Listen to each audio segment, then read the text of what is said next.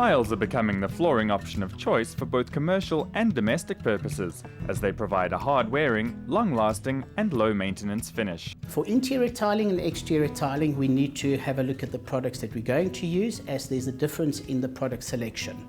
For interior tiling, depending on the surface, we can go with normal adhesive depending on the product selection, so always read the instructions of the product you've bought. When tiling externally, we have to have a look at a lot of factors. Things like weather, expansion, contraction will have an effect on your installations. When purchasing your tiles, it's a good idea to buy extra stock for cutting and wastage. This also applies to your adhesives. Another good idea is to inspect your tiles for any faults to ensure that you're pleased with your final product. When tiling internally, depending on the tile selection, so if we use a ceramic tile for internal tiling on surface beds, we can go with a standard ceramic adhesive that will set within 24 hours and grouting can commence afterwards. If we then have a look at using a porcelain tile, the adhesive system will change to a rapid setting adhesive system, which will set in 6 hours to 8 hours, and grouting that can commence 2 hours afterwards. Once you're happy that the area to be tiled has been prepped and primed, you can commence with your tiling. You'll need to make sure you have the following equipment: a tile cutter, an adhesive trowel, a cut and snap, tile spacers, a rubber mallet, a spirit level, margin trowel.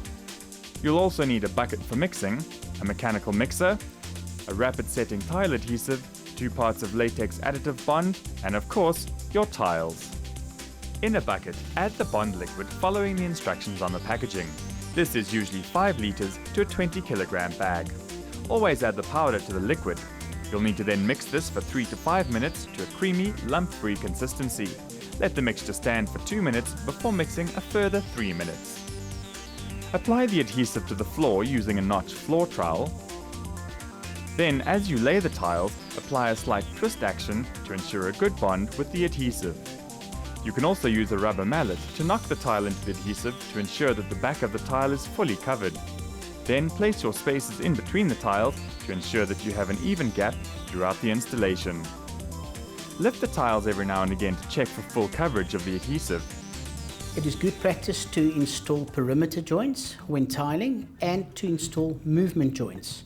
For internal tiling, a 5-meter panel in both directions is required, and externally a 3-meter panel is required.